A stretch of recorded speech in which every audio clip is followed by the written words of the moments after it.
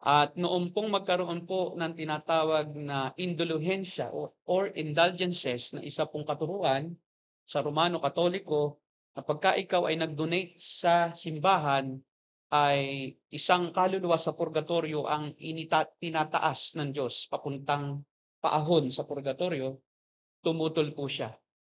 Ang indulgences po ay selling of their benevolence sa simbahan na may effect yung kanila pong ibinigay sa kaluluwa ng kanilang namatay sa buhay. At nag-post po si Martin Luther ng 95 theses of against the teachings of the Roman Catholic Church sa Wittenberg, Germany. At yun po naman ang naging dahilan kung bakit tayo narito ngayon. So utang natin kay William Tyndale ang atin pong kinalalagyan sa biyaya ng Diyos. May ginamit siyang tao na atin ngayong ah, inaalala. So ngayon po ay Reformation Month sa lahat ng Reformed churches at inibita po natin si Pastor Derek Pahalya dahil nagbakasyon po siya rito para po magsalita sa atin. Ang ating pong speaker po ay graduate ng Bachelor of Arts in Theology sa Asia Harvesters College and Seminary. Ang major po niya ay Christian Education. Ang kanyang asawa po ay nag-aral din po roon at 7 years na pong nagpapastor ang ating tagapagsalita sa isang evangelical church na member po ng Alliance of Bible Christian Communities of the Philippines na parang dating organization ng Sampaloc Bible Church na kinabibilangan. Although ang ating pong mother church ay umalis na rin ata sa denomination na ito at nagsarili na rin. Siya po ay nagpastor for 7 years sa Katanawan, Quezon. At ang kanya pong asawa ay si Sister Bridget Villaflor, no? Taga Real Quezon po naman siya. At ang kanya pong topic ngayon ay tungkol nga po sa Reformation, yung Soli Deo Gloria or to God alone be the glory. At yan po ang ating binasang text. At siya po ang ating pong speaker. We welcome po sa ating pong church si Pastor Roderick Derek Pahalya. Good morning. Tanghali na ba? Magandang tanghali po sa bawat isa. Isang pribilehiyo po na ako ay maimbitahan ni Pastor Ramil. Actually ay since 2014 ay friend na po kami sa Facebook. So this is our first time na mag-meet po kami personally. At siguro doon po sa mga doctrinal stance ay meron talaga kaming pagkakasundo. At marami rin akong natutunan po sa kanya. And then, although kami po ay member ng isang evangelical church, ABCOP, malaking community, pero ako po ay nagre-reform. Ano po. At since 2014, nung matutunan ko po ito, na talagang very biblical. At one time ako ay nag-post sa aking wall, Facebook. Nakalagay doon ay Reform Evangelical. So, yung aming actually national minister ay inorek ako. Kaya binura ko yung aking post. So, gano'n pa man, so, tayo po ay nakikiisa sa patuloy na pagdiriwang celebration po ng Reformation Month. Kagaya po ng binanggit kanina po ni Pastor Ramil, ano po. At ako po ay isang kagalakan po sa akin ito na makapagsalita po sa inyong harapan sa church na ito. Actually, yung topic po na tatalakayin ko sa araw na ito ay siniris din po namin ito sa church mula po doon ito po yung five solas na kung tawagin ay ito talaga yung battle cry po ng mga reformers nila Martin Luther, yung una, yung pong sola scriptura. Alam naman po natin yon na yung talagang Scripture ang final authority ng pananampalataya ng isang Kristiyano. Although mayroon tayong mga ibang truths, pero yung Scripture talaga ang siyang pinakang standard ng katotohanan na dapat sundin. Hindi po yung authority ng Pope, ng Church, ng Vatican, ng Roman Church, ng Roman Catholic, ng kanilang Papa. Hindi yung mga traditions, kundi sabi ni Martin Luther, yung Scripture talaga ang pinaka-final authority. So, kaya sabi po niya doon, sola scriptura. And then, yung kasunod po doon, solus Christus, si Kristo lamang yung talagang paraan na binigay ng Diyos upang maligtas ang tao. Wala nang iba. Wala nang ibang daan. Malinaw po doon sa Acts chapter 4, verse 12. Ano po? Ang tinatalakay doon. Si Kristo lamang yung binigay ng Diyos sa kakaligtas ng tao, yung kanyang pangalan lamang sa ilalim ng ah, langit. And then, sola gratia, through grace alone, tayo po ay naligtas. So, hindi yung anumang tayong paraan na dapat gawin para maligtas, kundi sa biyaya lamang ng Diyos. Ano po? Hindi, wala tayong dapat ipagmalaki, kundi yung biyaya lamang ng Diyos kung bakit tayo po ay naligtas. And then, yung sola fide, na ibig sabihin ay faith alone. Madadaanan ko rin po yan mamaya. At sa lahat ng yan, ibig sabihin po yung sola fide, sa pamamagitan lang ng pananampalataya naliligtas ang tao at hindi sa anumang gawa. Wala tayong anumang merit na dapat na ito ay tanggapin ng Diyos para tayo maligtas kahit katiting, kundi ito ay sa pamamagitan lamang ng pananampalataya. Even yung our faith was from the Lord. Ano po? Lahat ito ay mula sa Diyos. Kaya, in conclusion, ay to God alone be the glory. Kung ang lahat ng ito ay mula sa Diyos, sola scriptura, scripture alone, binigay ito ng Diyos sa atin, at through Christ alone, si Jesus Christ yung tanging paraan ng Diyos, the ultimate, the only way that was given to us by the Lord para tayo maligtas, and then only by grace, tayo ay maliligtas, and only by faith, through faith alone. So, ang lahat ng ito ay galing sa Diyos, therefore, to God alone be the glory. God alone must be glorified in our life, in our faith, in our Christian living. Kaya naman sa umaga pong ito ay tatalakayin ko po ang tungkol sa Soli Deo Gloria. Pero bago po ang lahat ay samahan niyo po ako sa munting panalangin.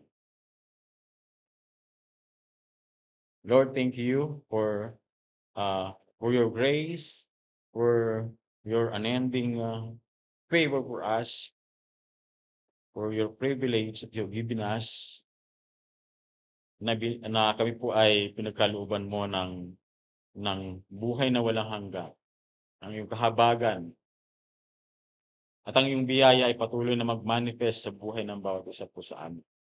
Sa oras na ito, as we ponder from your words, speak to us, Lord God, at pangunahan mo po kami. May your Holy Spirit guide us, Spirit, lalo na po ako na yung gagamitin. Nawa ay ang iyong pong katotohanan ang patuloy na makita ng bawat isa sa amin. Church. Ito pong aking dalangin sa pangalan ni Jesus. Amen.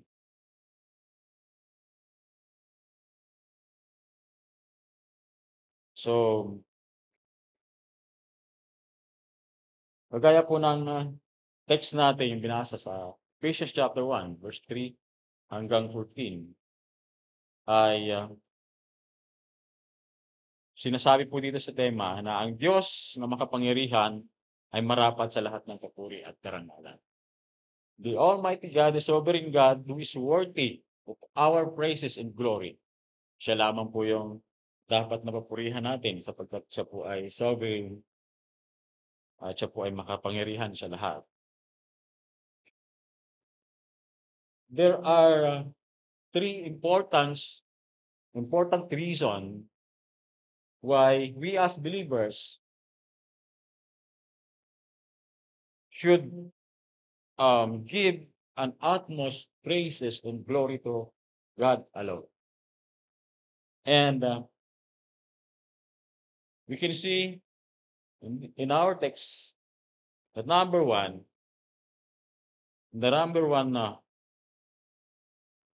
important reason why we should give glory and praises to the Lord is that because He has given us all the spiritual blessings we need. Ano po? Siya ang nagkaloob sa atin ng spiritual na pagpapala, ng lahat ng spiritual na pagpapala. Okay? So,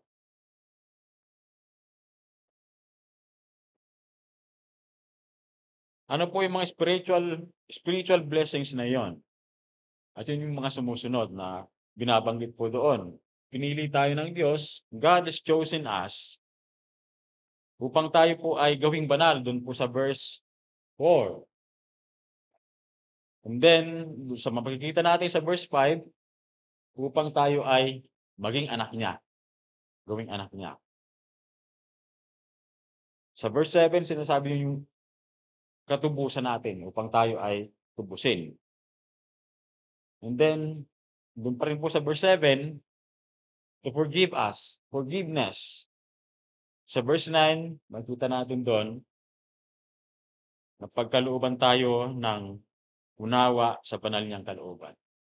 So, ito po ay isang pribilehiyo sa atin ng mga mananampalataya at ito ay hindi natin makikita sa mga unbelievers. Sa atin lang po yun, sa mga nakakilala sa pinagkalooban niya ng banal na Espiritu. Ito po sa bandang huli, sa verse 13 hanggang 14, pinatakan ng banal na Espiritu. Ito po yung these are the spiritual blessings na ibinigay po ng Diyos sa atin. Yung pagiging banal, ginawa niya tayong banal, pinili tayo ng Diyos from eternity past upang tayo pong lahat ay na kanyang pinili ay gawing banal, maging anak niya, kanyang tubusin, patawarin, pagkalooban ng pangunawa sa banal niyang kalooban at atakan ng banal na Espiritu. Hindi po ito yung logical na pagkakasunod-sunod. Ano po?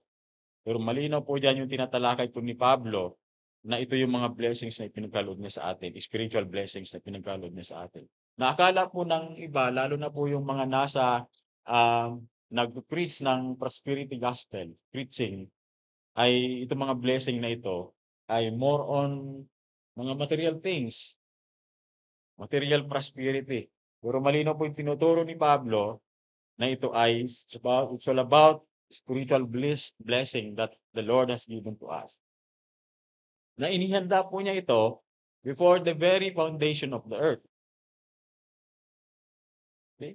So sabi po dito, from eternity past ay pinanukala na ng Diyos ang kaligtasan po natin. Tayo ay pinili niya bago palikhain ang mundo. Nasa isipan ng Diyos, nasa isipan na tayo ng Diyos bago palikhain ang lahat ng kalawakan. Pinili niya tayo noon pa man upang gawing banal, pusin, patawarin, gawing anak ng Diyos at pagpalain ng karunungan at pagkalooban po ng banal na Espiritu. Makita po natin dito,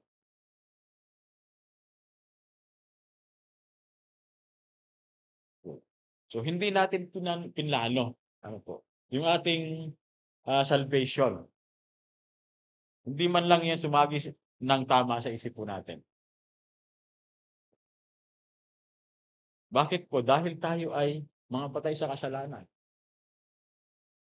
Namumuhay tayo sa mundo makasalanan at masinusunod po natin ang takbo nito. Tayo po dun sa chapter 2, verse 1 to 2. Sa Ephesians pa rin po. Hindi, actually natin hinahanap po ang Diyos noon. Kung hindi pa tayo nakakilala sa Panginoon. Tayo po sa Romans 3, verse 10 hanggang 11 yan. At walang humahanap sa Diyos. Actually, hindi na nangangahulugan literally na wala talagang mahanap sa Diyos. Kasi ang dami pong mga religious sect. Daming pananampalataya. Kahit po yung mga ninuno natin, sila po ay sumasamba sa mga anito, sa araw, sa buwan, sa mga puno. They are seeking God. Mahanap sila ng isang makapangyarihan na kanilang sasambahin. Pero anong ibig sabihin po nito? Na walang humahanap sa Diyos. Humahanap sila ng maling Diyos. Kung ang paghahanap natin ng Diyos ay mali, ibig sabihin, it is tantamount to not seeking God. Ano po? Hindi natin hinahanap ang Diyos. Kaya nung mga panahon na yun, hindi pa tayo nakakilala sa Panginoon, wala pang banal na spirito, hindi pa nare-regenerate yung ating puso, hindi natin magagawang hanapin ang Diyos. Kasi nga tayo mga patay spiritually. Sabi po doon ay maliwanag yung sinasabi po doon, yung kahulugan po ng patay. Sa Greek word ay nekros. Ito ay katumbas ng isang patay literal na tao na kapag hinanap mo, kahit na siya po ay hipuin mo, kahit ano pang sabihin mo sa kanya, wala siyang pakiramdam. Wala siyang emotional response. Ganon din po tayo nung hindi pa tayo nakakilala sa Panginoon. Wala pa yung enlivening power ng Diyos sa puso natin. Hindi pa kinukwiki ng Diyos yung ating pong puso. That time. Kaya tayo ay walang kakayahang mag-response sa tawag ng gospel until the Lord, the Holy Spirit, regenerates our hearts. Kaya mula lahat po sa Diyos yun. Sabi po dito, siyang nagplano upang iligtas ka at ako. Dinalangkas po niya ang kaligtasan po natin na mag-isa.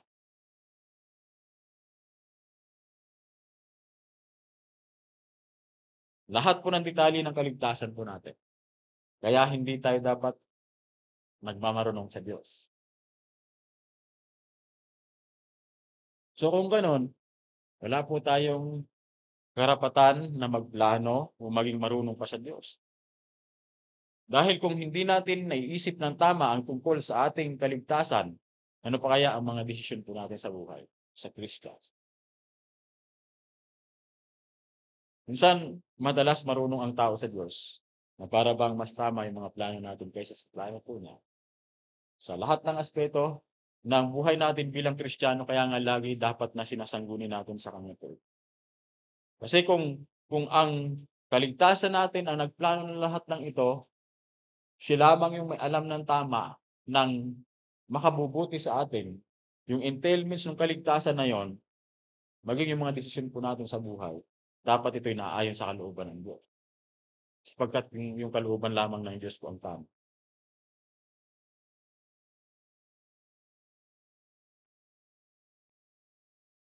Yung number 2 reason, ano po? Number 2 na important reason why we should give an utmost praises and glory to the Lord, because He made the way for us. He has made the way for us to receive those spiritual blessings. Siya po yung gumawa ng paraan upang kamtan natin ang mga spiritual na pagpapalang ito.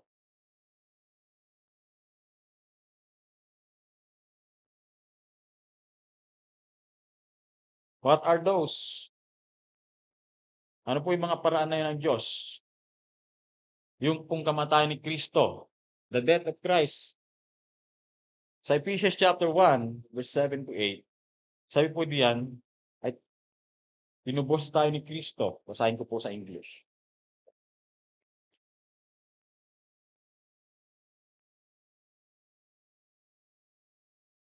In whom we have redemption, dito sa verse 7, through His blood, the forgiveness of sin according to the riches of His grace, wherein He hath abounded towards us in all wisdom and prudence. Yung redemption po na tinutukoy dyan, sa Greek ay apolutrosen. Na ibig sabihin ay the act of fully setting free. Ibig sabihin ay yung pagpapalayang ganap pagbibigay ng lubos na kalayaan. Yung redemption po ni Jesus Christ sa atin, ito po yung nagbigay ng ganap na kalayaan natin sa kasalanan. Hindi po partial, kundi ito po ay ganap. Hindi pwede na yung kalahati binigay ng Diyos sa atin, hindi yung kalahati na paraan ay sa atin, nakatubusan. No. Lahat ito ay mula sa Diyos. God has fully given to us this redemption through the death of the Lord Jesus Christ.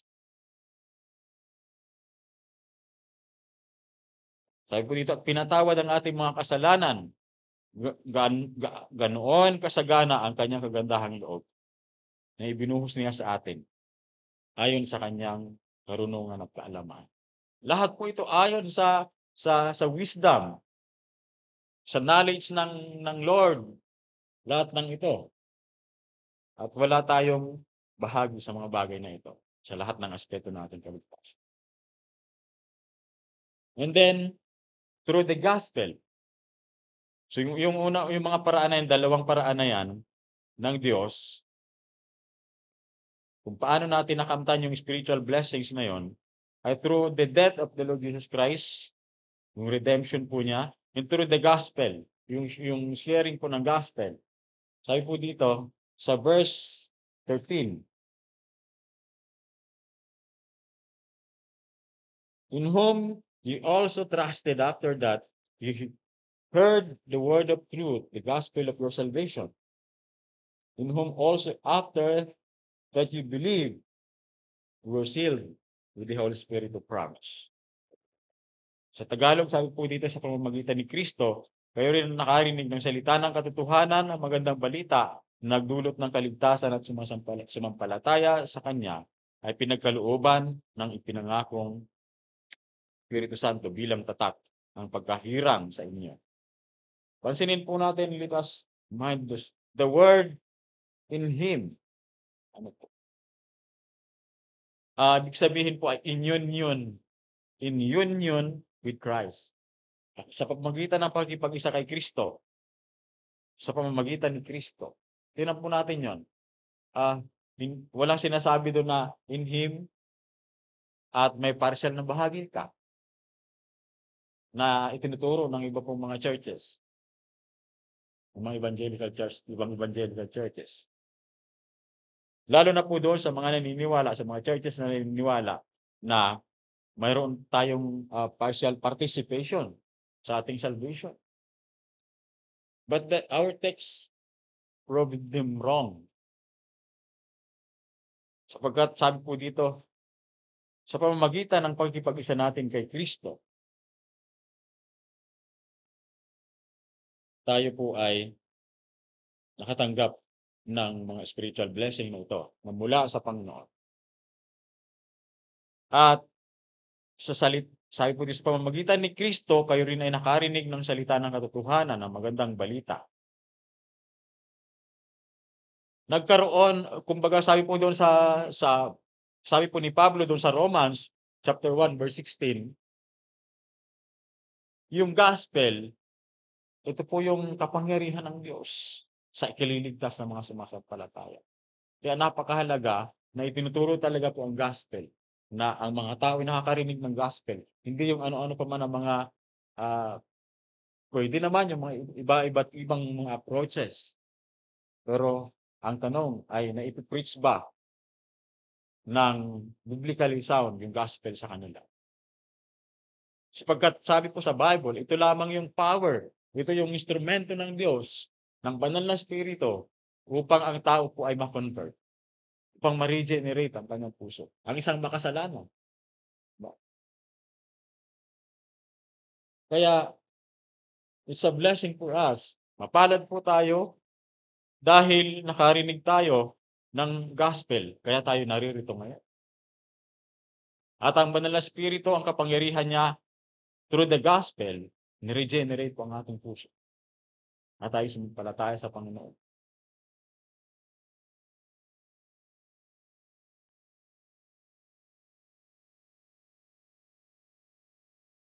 So, ang Diyos po ang gumawa ng paraan para maligtas tayo. Solos Christus, Christ alone, siya lamang po yung binigay ng Diyos na ultimate sacrifice for us to redeem us upang tayo tubusin sa ating po mga kasalanan. Sola gratia, by grace alone, sa pamamagitan lamang ng biyaya ng Diyos, tayo po maliligtas. At sola fide, by faith alone, tayo po ay maliligtas. So in short, wala tayong ambag kahit yung pananampalatayang mayroon tayo ngayon, galing po yan sa Diyos.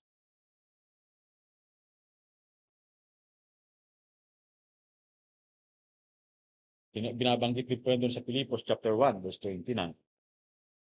Sabihin po ni Paul sa Ephesians chapter 2, verse 9, na yung lahat po ng aspeto ng salvation na natanggap natin ay galing sa Diyos. Sabi po niya, kaya't walang dapat ipagmayabang ang sinuman.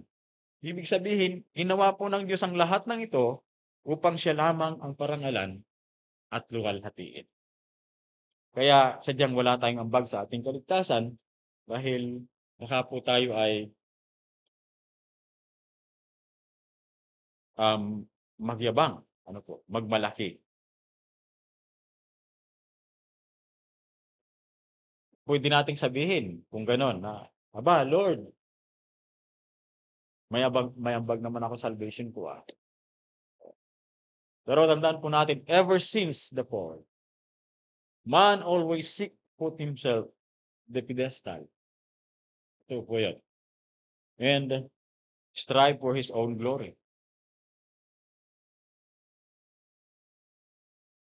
Sa Genesis chapter 11, sa ilan lamang po yung makikita natin doon. Halimbawa, ng pagrebelde ng tao sa Diyos. Gusto niyang pantayan ang glory ng Diyos. Kaya nag-unite po ang mga tao noon. Mayroon silang isang language. The very reason talaga na kung bakit sinira ng Diyos yung isang lingwahe ng tao para hindi sila magkaroon ng pagkakaisa, pagkakaunawaan, para balangkasin kung paano nila mapapantayan ang Diyos. Glory. Actually, may kaugnayan po yan doon sa tongues. Speaking in tongues. Na ito'y niredeem din ng Panginoon.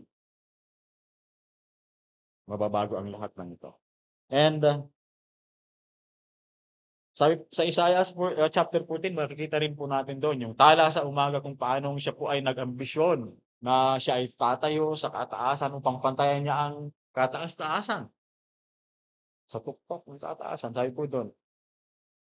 Yung ambition niyang yun ay nasa kanyang puso. At ayaw ng Diyos ng ganon. Sabi po sa Isaiah chapter 42 verse 8, ako si Yahweh, yan ang aking pangalan sa ano po yan, sa ASD, ang Biblia. Ako si Yahweh, yan ang aking pangalan, walang makaangkin ng aking karangalan. Basahin ko po sa English. Isaiah. Chapter 42. Sabi po dito, I am the Lord, that is my name, and my glory will I not give to another, neither my praises to graven images. Itong specific verse na ito ay malinaw na ito po ay nire-refute po nito yung mga katuruan na naniniwala sila na si Jesus Christ ay isang maliit na Diyos. Nilikha rin siyang maliit na Diyos. Mayroon po mga sect na nagtuturo na si Jesus Christ ay maliit na Diyos. So, ibig sabihin mayroon siyang glory na kanya. Pero malinaw na sinasabi ng talatang ito na walang ibang Diyos kundi si Yahweh lamang. Dahil ayaw po niya na kung mayroon pang ibang Diyos, ay mayroong aagaw ng kanyang kanilingan. Kahit maliit na glory yan, ayaw yung ibigay ng Diyos. So, ibig sabihin nito, lahat ng mabubuting gawa natin ay gawa po ng Diyos. Driven by His righteousness ang mga good deeds po natin. Kaya, para sa kaluwalhatian pa rin po ng Diyos. gumagawa tayo ng mabuti. Malinaw po yung sinasabi sa Ephesians chapter 2, verse 10, na tayo ay nilikha ng Diyos sa paggawa ng mabuti. So ang lahat ng kabutihan natin bilang mga Kristiyano ay wala tayong dapat ipagmalaki sapagkat ang lahat ng ito ay nag-uugat doon po sa motivation ng salvation na ibinigay sa atin ng Diyos. Ang lahat ng yan ay sa Diyos pa rin nagmula. Kaya isa pong maling katuruan na mayroon pa tayong ibang dinidiyos o sabi nga ay mayroong Diyos na iba. Sapagkat kung ganon, mayroong ibang tatanggap ng glory ang pagluwalhati bukod sa Diyos mismo.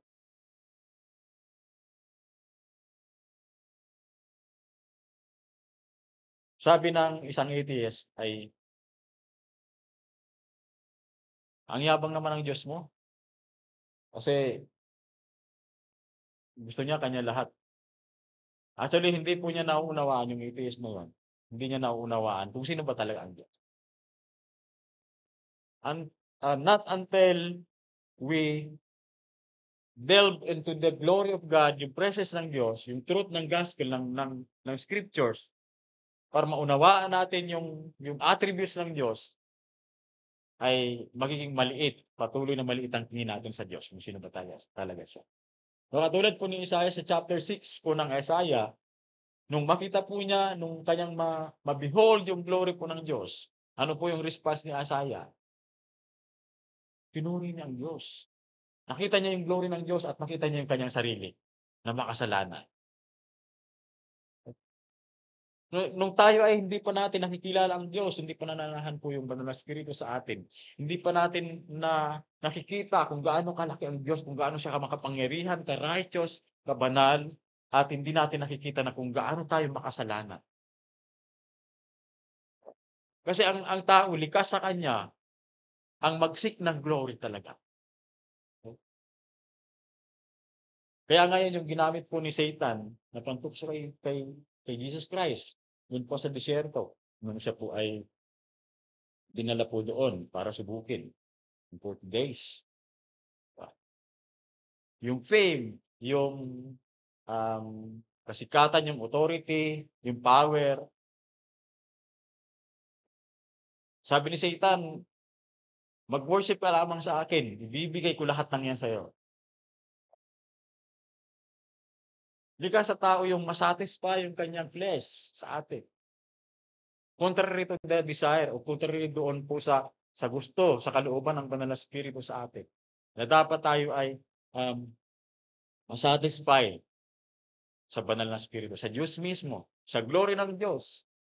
Because we are created to glorify God and enjoy Him forever.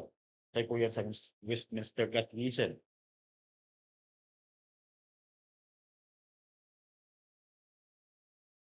Kaya unless na makita po natin ang glory ng Diyos, maranasan po natin yung miracles ng pagliligtas niya sa atin, hindi natin ma-appreciate kung gaano siya kalaki, kamakapangyarihan, at tayo naman ay isang hamak na makasalan sa kanyang harapan, na umaasa lamang sa kanyang pong biyaya. Yun yung number 3 na important reason why we should give an utmost praises and worship and glory to the Lord. It's because He has accomplished them all for His glory, for His own glory. Siya po yung gumawa ng lahat para sa kanyang kaluwalhatian.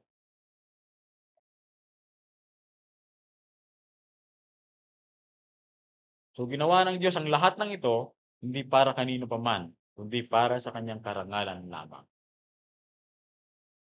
So, hindi tayo dapat mag-desire ng glory para sa ating sarili, kundi ang Diyos lamang. Sabi po sa verse 3, doon pa lamang po sa pasimula po ni Pablo sa ating text. Purihin ang Diyos. Ito, balikan po natin yung text natin.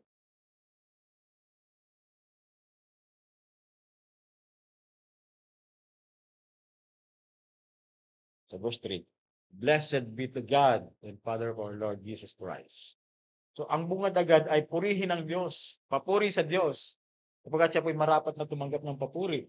And then isinunod po ni Pablo yung pinagkalooban niya tayo. Bakit siya po dapat natin purihin? Dahil siya po ay nagkaloob ng spiritual blessing sa atin. Actually, para lamang po ito doon sa mga elect, para sa mga banal, sabi po doon, sa una.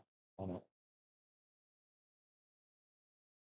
Paul, an apostle of Jesus Christ, by the will of God, the saints, which are at the Ephesus. And then sinunod po ni Pablo, praises to God, purihin ang Diyos at Ama ng ating Panginoong Jesucristo.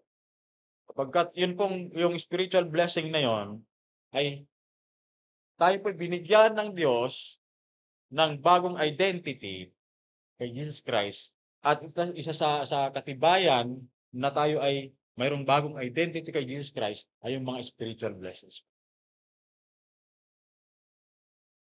And then sa mga talata po ng 6, sa verses 6, 12, 14, ay makikita natin na ipinagkaloob ng Diyos, the Lord has given to us those spiritual blessings, not for our own glory.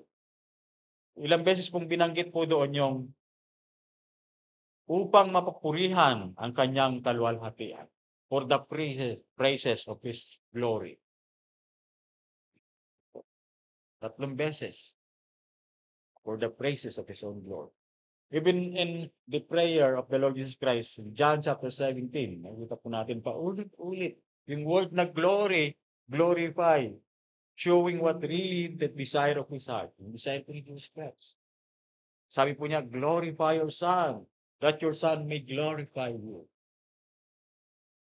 So ang Ama po ang nagbigay ng karangalan sa Diyos, sa anak, at ang anak ang nagbibigay ng karangalan sa Ama.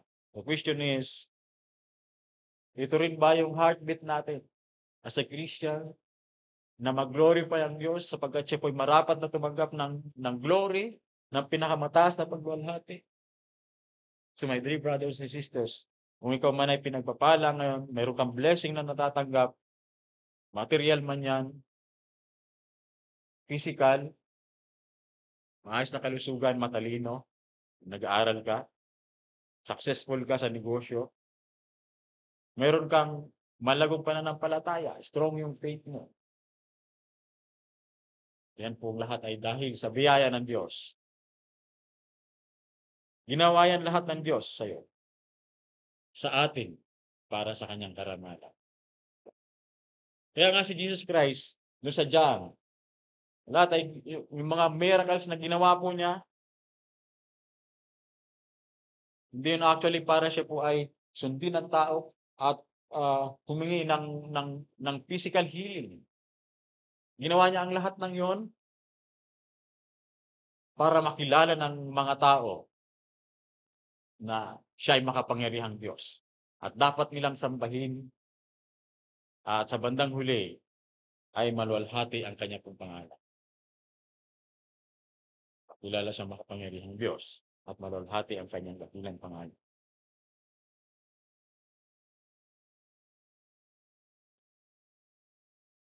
So bakit po tayo sumusunod sa utos ng Diyos?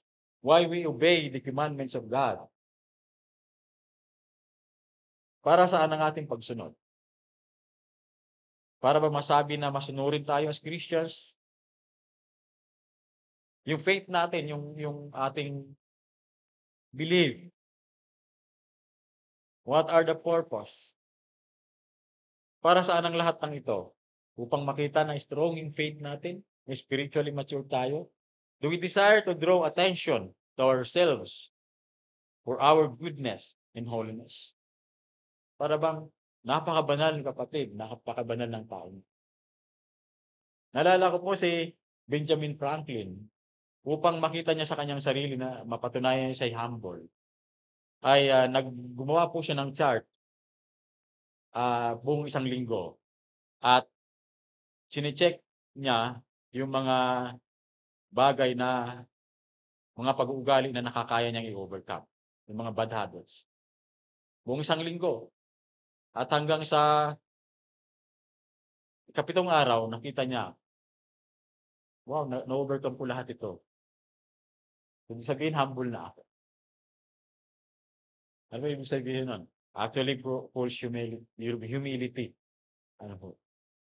Kasi magiging mayabang ka na rin nun. Diba? Therefore, as Christians, do we desire not to draw attention to ourselves but to God alone? Yung ating pong pananampalataya, nag-grow man tayo, malago tayo spiritually, matured tayo as Christians,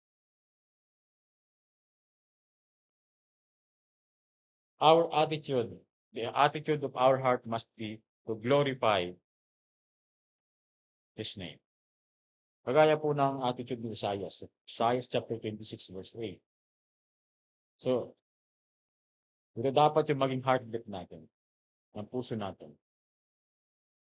Kung ang disenyo ng Diyos sa paglalapat ng kaligtasan sa atin ay para sa kanyang karangalan, then our heart desires, working our salvation in all aspects, should be for the praises of His Lord, not to us. Pwede natin sabihin, not to us, O Lord, but for your own glory.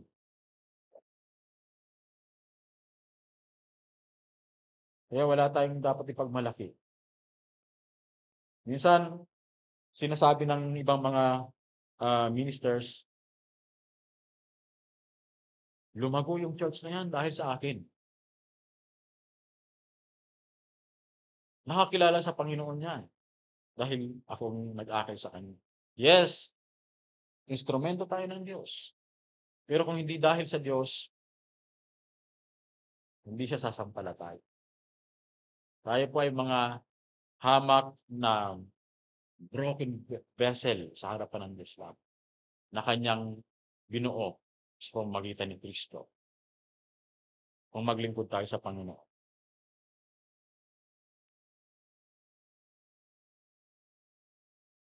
In conclusion, yamang ang ating kaligtasang tinatamasa ngayon ay nagmula lahat sa Diyos. Marapat lamang na tumanggap siya ng ating pagluwalhati at pagsamba. Siya ang nagplano ng ating kaligtasan, siya ang nagsagawa ng ating kaligtasan, at siya rin ang papabanal sa atin. Makikita po natin dito yung pagkilos ng yung Trinitarian team. Dito sa kabuuan po ng ating text.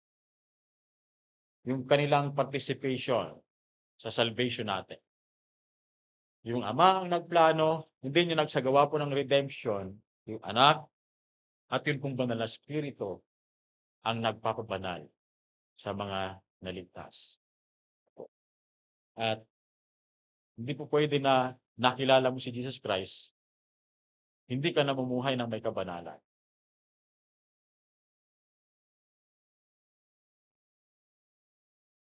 Lahat po dapat nakikita yon.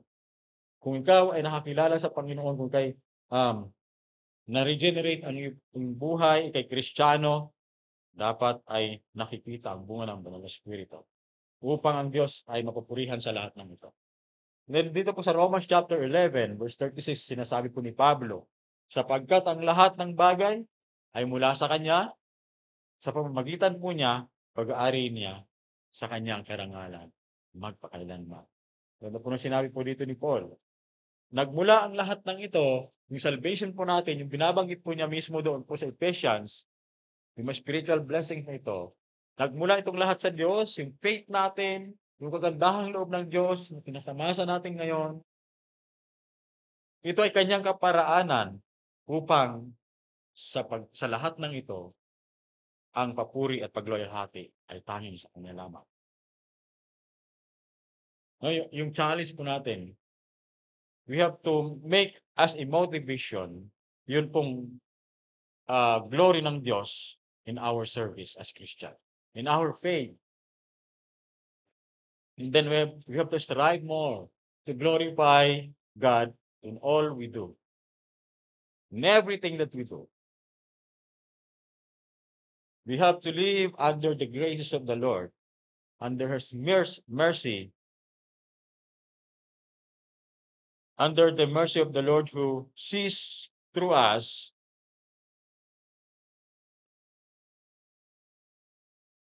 as unworthy in His holiness. Umaasa lamang tayo sa biyaya. Yeah, my dear brothers and sisters, in all these things na tinatanggap natin, na tinatamasa natin ngayon, wala tayong bahagi. Pag hindi tayo magmalaki, pag hindi tayo mag-seek ng glory, kundi ang Diyos lamang ang mapupurihan.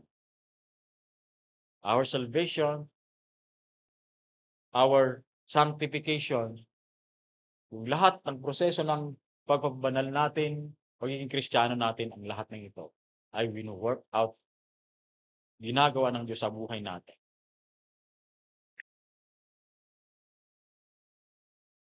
Sabi po sa Filipos chapter 2,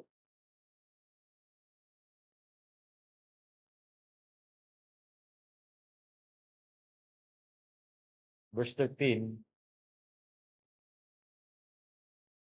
For it is God which work in you, both to will and to do of His good pleasure. Lahat ng ito, ginagawa ng Diyos, sapagkat ang Diyos ang gumawa sa inyo maging sa pagnanais at sa paggawa para sa Kanyang pagkabuti, para sa Kanyang kalooban. So lahat ito, yung pagpabanal natin, yung pagiging banal natin, yung ating proseso ng pagiging Kristiyano, ang lahat ng ito ay gawa ng Diyos sa buhay natin upang sa bandang huli ay mapurihan ang Kanyang dakilang pangalan. Kaya naman, purihin po natin ang Panginoon sapagkat siya lamang ang dapat tumanggap ng pagpuri, pagluwalhati ang Kanyang dakilang pangalan. To Him be the glory, tayo manalangin.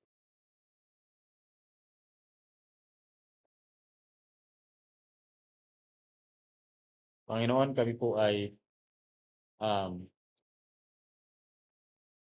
niligtas mo, pinatawad mo, marapat kang tumanggap ng papuri. Yet,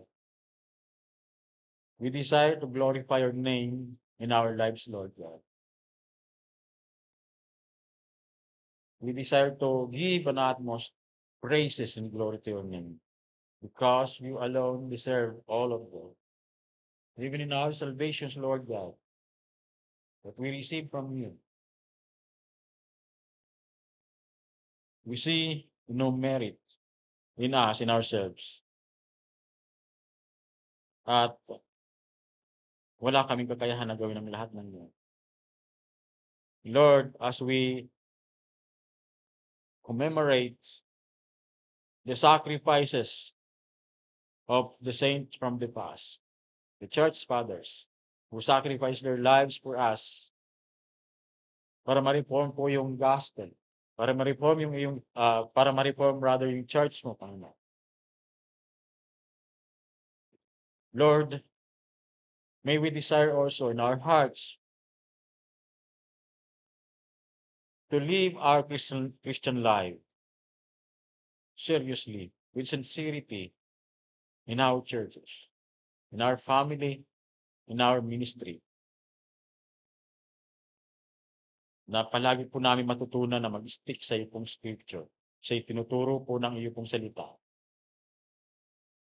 with an utmost reverence sa iyo pong kabanalan. Sapagkat ikaw po'y mataas at kami umaasa lamang sa iyo pong biyaya, the righteousness mo. Teach us, Lord, to live under the mercy, under your mercy, under your unfailing love, so that we may glorify your name every day in our lives. This is what we pray in His name. Amen. Lord to God.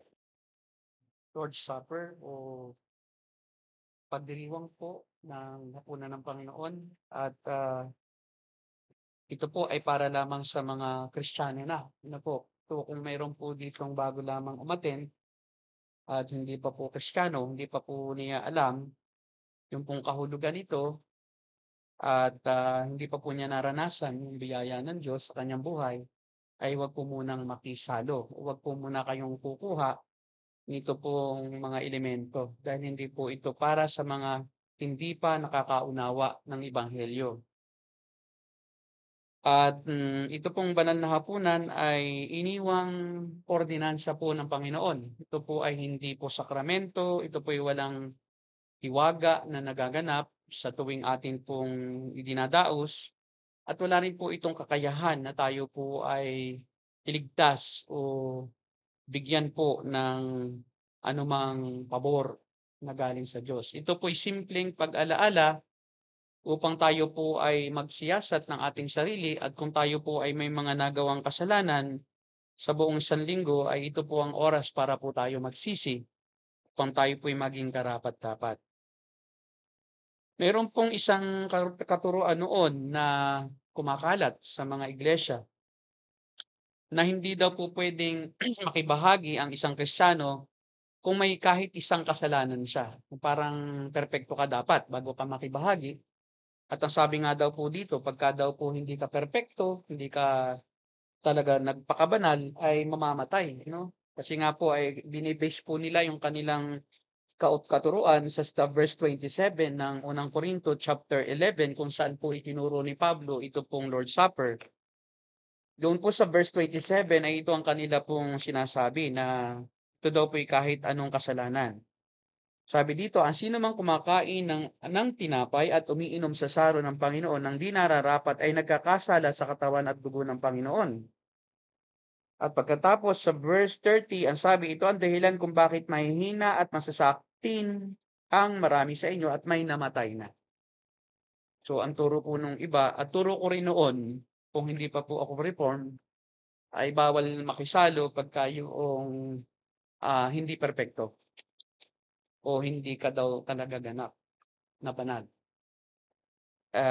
Pero ang konteksto po nito ay yung pong ginagawa ng mga taga-Korinto. At ano po yung mga ginagawa ng mga taga-Korinto pagka po sila ay naglo-Lord's Supper? At ito ang dahilan kung bakit may namamatay. Kailangan kunin natin sa konteksto. Ito po ay nasa verse 21 ng unang Korinto chapter 11. Ito po ang sabi.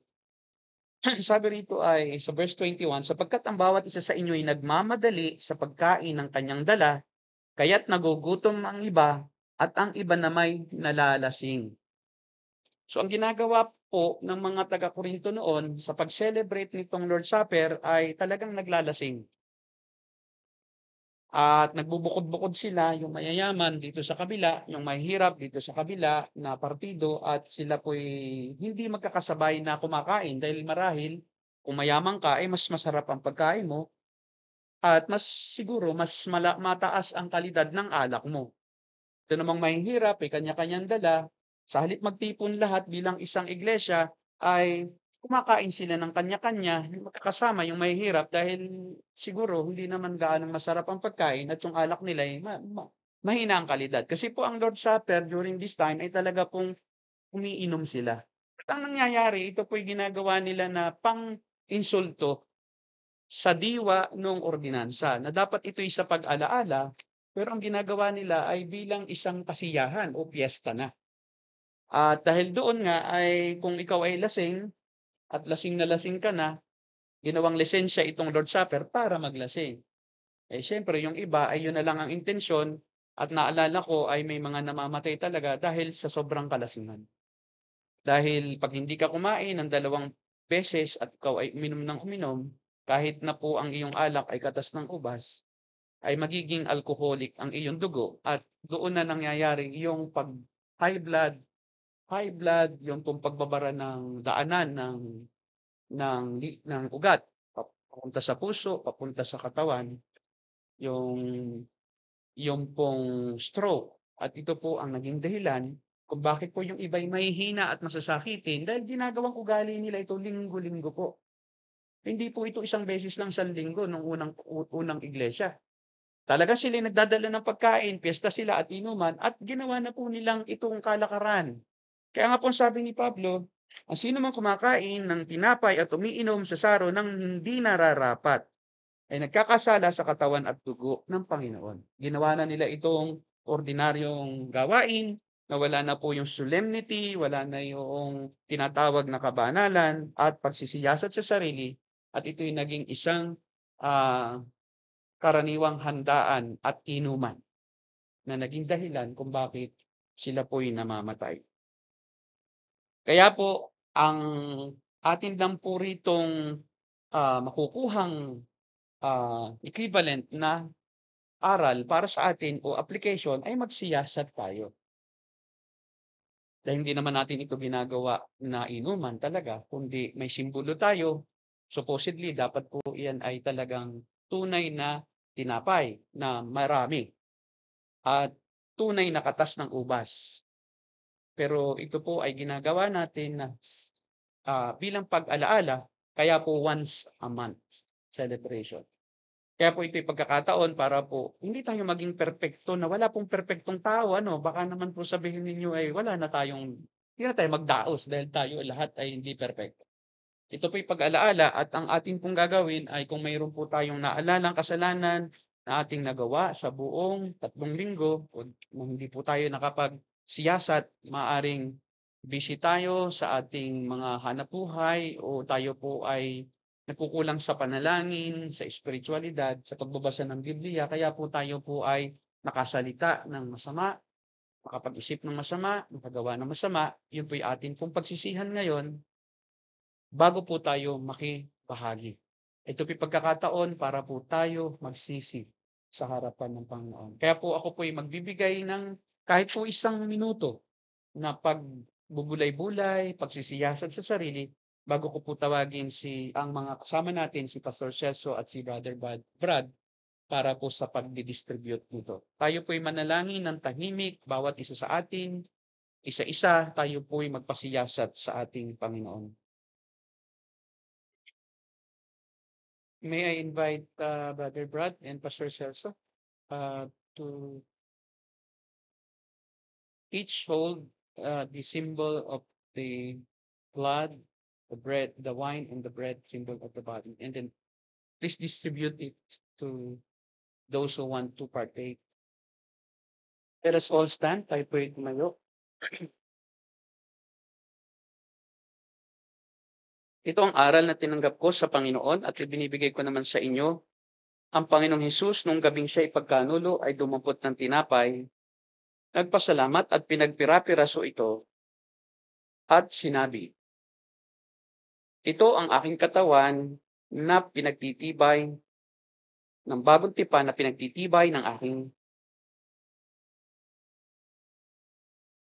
na inihandog para sa inyo. Gawin niyo ito bilang pag-alaala sa akin." Sabay-sabay po natin kainin ang simbolo ng katawan ng Panginoon at magpasalamat sa Panginoon.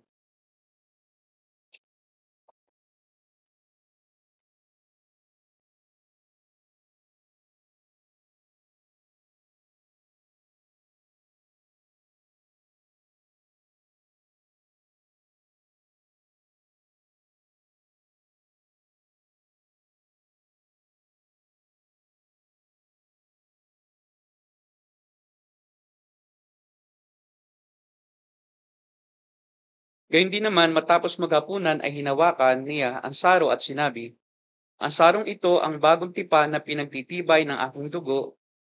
Tuwing iinumin ninyo ito, gawin ninyo ito bilang pag-alaala sa akin." Atin pong inumin ang simbolo ng dugo ng ating Panginoon at magpasalamat sa Kanya.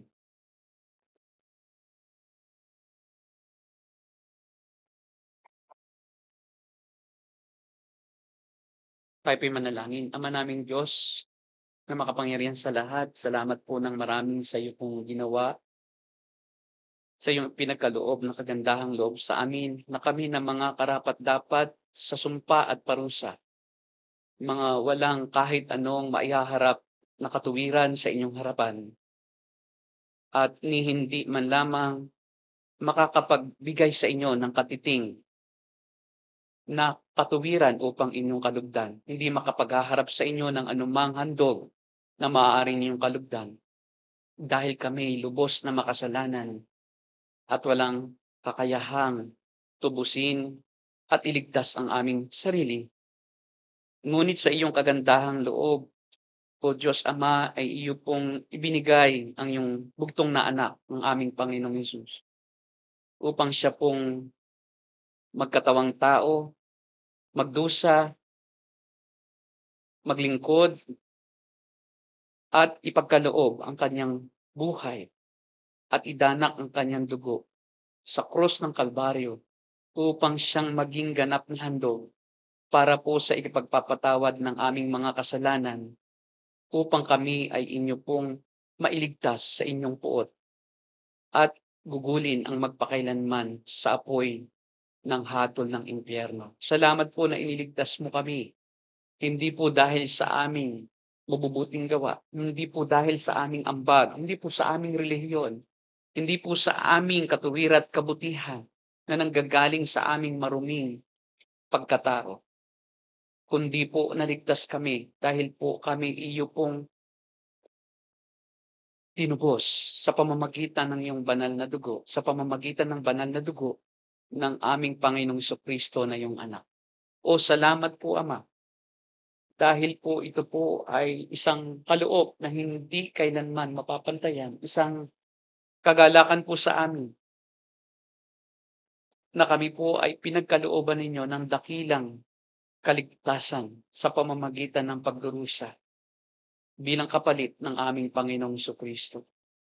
O Diyos, kami po'y lubos na nagpupuri, nagpapasalamat at sa inyo nga lang naman po nararapat ang lahat ng papuri, ang lahat ng pagsamba, ang lahat ng pasasalamat at pagdakila at kaluwalhatian ay sa inyo lamang.